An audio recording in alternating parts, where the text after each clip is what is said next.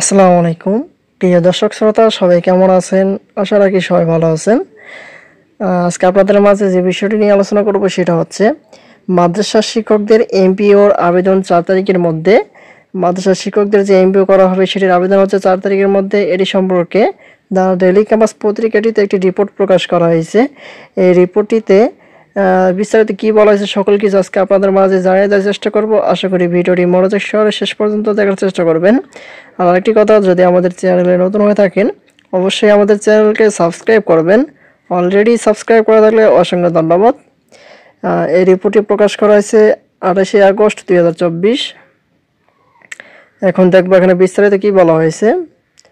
দেখতে পাচ্ছি, এখন থেকে মাদ্রাসা শিক্ষকদের এমপিওর আবেদন প্রতি মাসের 1 থেকে 4 তারিখের মধ্যে করতে হবে, নির্দেশ দিয়েছে মাদ্রাসা শিক্ষা অধিদপ্তর। এর আগে এই আবেদন প্রতি মাসের 1 থেকে 5 তারিখের মধ্যে করতে হতো। এবার এই আবেদনের সময় একদিন কমলো। তারপরে বলা হয়েছে, মঙ্গলবার মাদ্রাসা শিক্ষা অধিদপ্তরের মহাপরিচালক হাবিবুর রহমান স্বাক্ষরিত এক বিজ্ঞপ্তিতে এ তথ্য জানানো হয়েছে।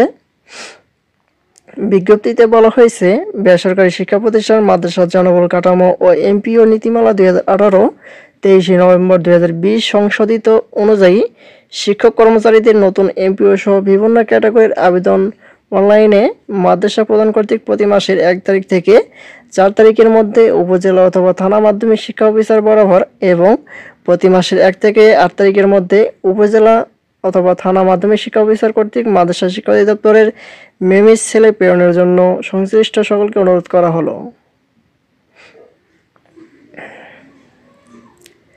এই হচ্ছে মাদ্রাসা শিক্ষকদের যে এমপিআর আবেদন করা হবে সেটির সর্বশেষ আপডেট। আজকের মতো এ পর্যন্ত। সবাই ভালো থাকবেন, সুস্থ থাকবেন। পরবর্তীতে এটি সম্পর্কে সর্বশেষ আপডেট পেতে আমাদের চ্যানেলটিকে সাবস্ক্রাইব করে পাশে থাকবেন। ধন্যবাদ সবাইকে। আসসালামু আলাইকুম।